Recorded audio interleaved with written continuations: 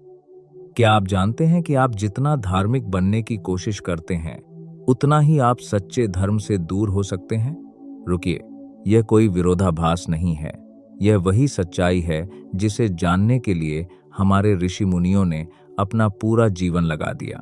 आज का यह वीडियो आपको बताएगा कि आखिर वह कौन सा एक सूत्र है जो धर्म और संप्रदाय के बीच की दीवार को ढा देता है। नमस्कार दोस्तों, संप्रज्ञान चैनल पर आपका स्वागत है। यह बात बहुत अच्छी तरह समझ लेनी चाहिए कि धर्म और संप्रदाय दो अलग अलग रास्ते हैं। जो व्यक्ति जितना धर्मवान होता चला जाएगा, वह उतना ही संप्रदायवाद से दूर होता चला जाएगा, और जो व्यक्ति जितना संप्रदायवादी होता चला जाएगा, वह धर्म से उतना ही दूर होता चला जाएगा। दोनों का एक साथ निर्वाह नहीं हो सकता। हमारे देश के ऋषियों, मुनियों, सद्गुरुओं, सत्पुरुषों, महापुरुषों, बुद्धों और अरहंतों ने इसी सच्चाई का अनुसंधान किया। जहां देखो, संसार के सारे प्राणी दुखी हैं। क्यों दुखी हैं? क्या इन दुखों के बाहर निकलने का कोई रास्ता है? हमारे महापुरुषों ने यह खोज बाहर नहीं, अपने भीतर शुरू की, क्योंकि भीतर से ही आदमी दुखी होता है। उसे लगता है कि मेरे दुख का कारण बाहर है। बाहर ऐसी घटना घटी, किसी ने ऐसा कहा, इसलिए मैं दुखी हो गया। किंतु यह केवल भ्रम है। ऐसा लगता है, ऐसा आभासित होता है। अंदर जाकर सच्चाई देखेंगे तो स्पष्ट मालूम होगा कि मेरे सारे दुखों का कारण मेरे भीतर ही है, बाहर नहीं। मैं जब जब अपने मन में विकार जगाता हूं, तब तब दुखी हो जाता हूं। बाहर की घटना चाहे जैसी हो, भीतर यदि मैं विकार नहीं जगाता तो दुखियारा नहीं हो सकता। बाहर की घटना मुझे व्याकुल नहीं बना सकती। ऐसे में मैं अपनी समता नहीं खोता, अपनी शांति नहीं खोता, संतुलन नहीं खोता। जो करना उचित है वह सब करता हूँ, आवश्यक होने पर बलपूर्वक भी करता हूँ, पर शांति के साथ करता हूँ, मन की समता व संतुलन खोए बगैर करता हूँ। ऐसा व्यक्ति धर्म सीख जाता है, वह धर्म का जीवन जीने लगता है। एक व्यक्ति अपने को हिंदू कहने मात्र से धार्मिक कैसे हो गया? मुसलमान, बौद्ध, जैन, ईसाई, यहूदी या पारसी कहने मात्र से धार्मिक कैसे हो गया?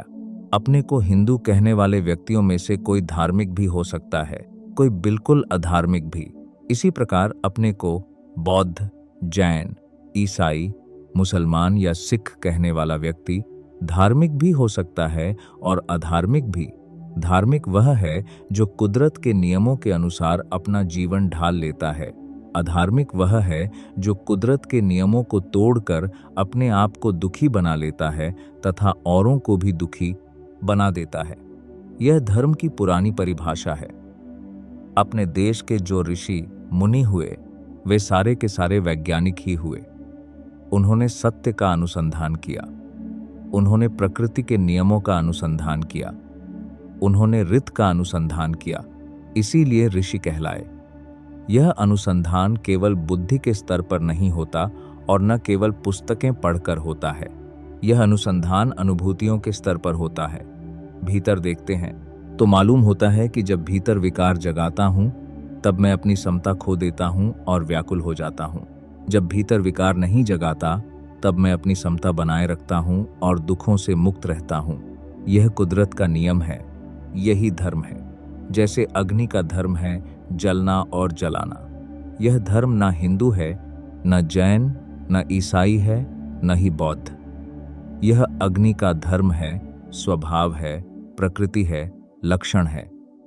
इसी प्रकार हमारे मन में जो विकार जागते हैं, उनका स्वभाव है कि जब वे जागेंगे तो हमें व्याकुल बना ही देंगे, हमारी समता को नष्ट कर ही देंगे, हमारे मन के संतुलन को नष्ट कर ही देंगे, हमें दुखी बना ही देंगे।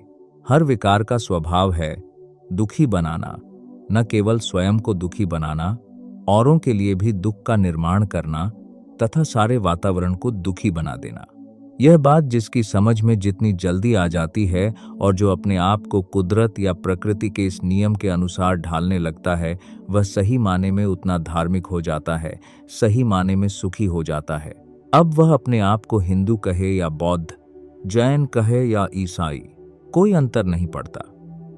वह व्यक्ति धार्मिक हो गया क्योंकि वह जान गया कि अपने मन को मैला करने पर कुदरत मुझे दंड देती है और तत्काल दंड देती है। मरने के बाद की बात अपनी जगह है, लेकिन दंड अभी मिलना शुरू हो जाता है। इसके विपरीत, यदि मैं अपने मन को विकारों से मुक्त रखता हूँ, चित्त को निर्मल रखता हूँ और मैत्री, करुणा, सद्भावना जगाता हूँ, तो कुदरत मुझे पुरस्कार देती है, तत्काल पुरस्कार देने लगती है। मुझे बहुत शांति अनुभव होती है, बहुत सुख अनुभव होता है। यह कुदरत का नियम है, यह उसका स्वभाव है। जैसे विकारों का स्वभाव है हमें व्याकुल कर देना, वैसे विकार विमुक्त चित्त का स्वभाव है हमें शांति देना, आंतरिक सुख देना। अपने को विकार विमुक्त करने का काम कोई हिंदू करे, सुखी हो जाएगा। कोई मुसलमान करे, सुखी हो जाएगा। जैन, बौद्ध, ईसाई, भारतीय या अमरीकी कोई करे, सुखी हो जाएगा। जो अपने चित्त को विकार विमुक्त करने का काम करने लगा, वह कुदरत के नियमों के अनुसार अपने जीवन को ढालने का काम करने लगा। वह व्यक्ति धार्मिक हो गया। इसीलिए कहा गया, धम्मो हवे रक्षति धम्मचारिं।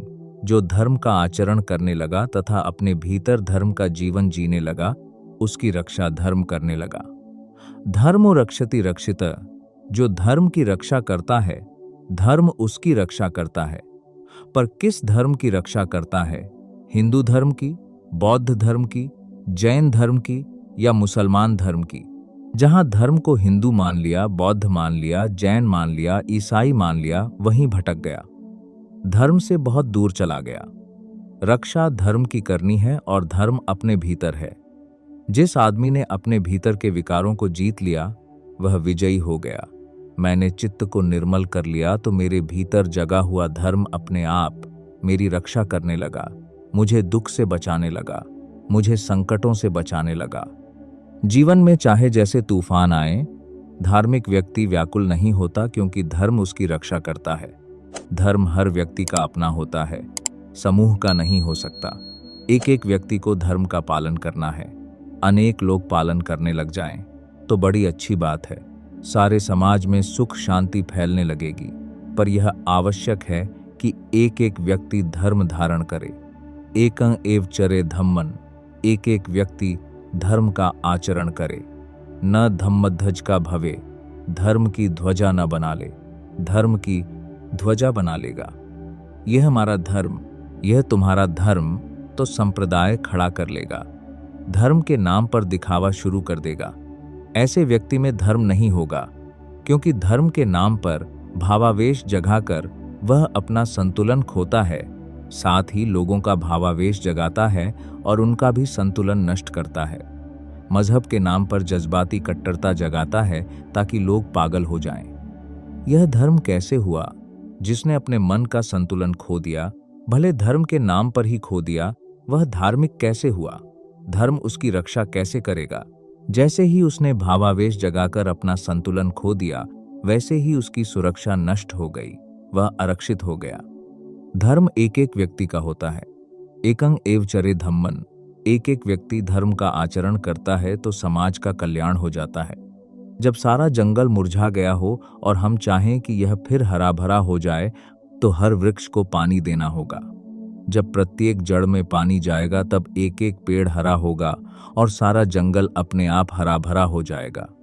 एक एक वृक्ष की जड़ों में पानी नहीं जाए और हम चाहें कि सारा जंगल हरा भरा हो जाए, तो यह कैसे होगा?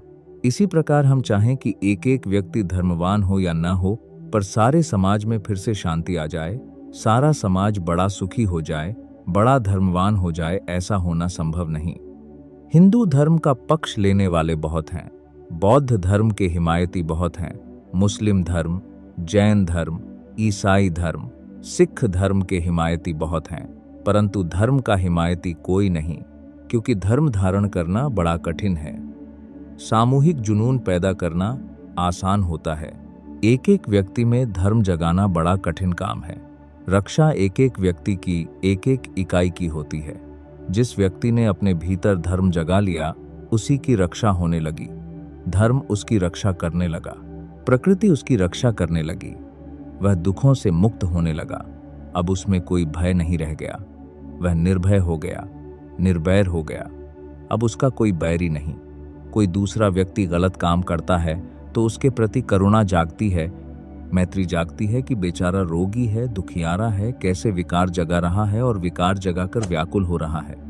इसे भी धर्म मिल जाए, हिंदू धर्म, बौद्ध धर्म आदि नहीं, धर्म मिल जाए, यह भी अपने विकारों से मुक्त होना सीख ले, अपने चित्त को निर्मल करना सीख ले, तो बड़ा सुखी हो जाएगा, सचमुच सुखी हो जाएगा। ऐसी करुणा जागने लगे तो समझो धर्मवान है, क्रोध जागने लगे तो धर्मवान नहीं है, द्वेष जागने लगे तो धर्मवान नहीं है, ईर्ष्या और अहंकार जागने लगे तो धर्मवान नहीं है। कोई व्यक्ति अपने को बड़ा धार्मिक कहता रहे, इस या उस तरह के अनेकों कर्मकांड करता रहे, इस या उस तरह की वेशभूषा धारण करता रहे, पर यदि अपने मन में विकार जगाता है तो वह धर्म से बहुत दूर है। कोई मात्र यह समझकर कि मैं ऐसे कपड़े पहनता हूं तो बड़ा धर्मवान हूं और धर्म की ध्वजा उठा ले, तो समझो धर्म खतरे में पड़ गया। जब धर्म के नाम पर दिखावा होने लगता है तब धर्म खतरे में पड़ जाता है। धर्म व्यक्ति व्यक्ति का होता है, प्रत्येक व्यक्ति को अपने भीतर धर्म जगाना होता है और धर्म का जीवन जीना होता है। जब यह बात समझ में आ जाए कि धर्म को संप्रदाय से बिल्कुल दूर रखना है, तब समाज में अधिक से अधिक लोग धर्म का जीवन जीने लगेंगे। फिर देखेंगे इस समाज में बहुत सुख शांति है, क्योंकि इस समाज के अधिकतर लोग धर्मवान हैं। अब कोई कर्मकांड करें या ना करें, इस तरह के कर्मकांड करें या उस तरह के, जब धर्म का जीवन जीने लगेंगे और मन को विकारों से मुक्त रखने लगेंगे तो समाज सुखी हो जाएगा, शांति से रहने वाला हो जाएगा। ऐसा देश शांति से रहने वाला हो जाएगा। इसी तरह सारा विश्व शांतिमय बन सकता है, परंतु इसके लिए प्रत्येक व्यक्ति को धर्म धारण करना होगा। अब समझें कि धर्म कैसे धारण किया जाए। तो दोस्तों, आज हमने जाना कि धर्म और संप्रदाय एक ही डोर में नहीं बंध सकते। जब तक हम मेरा धर्म और तेरा धर्म की दीवारें खड़ी करेंगे, तब तक सच्चे धर्म का स्वाद नहीं चख सकते। सच्चा धर्म है अपने मन के विकारों को देखना, समझना और उनसे मुक्त होना। जैसे अग्नि जलाती है, वैसे ही क्रोध जलाता है, चाहे वह किसी भी घर में हो। तो अब आप पर है जिम्मेदारी।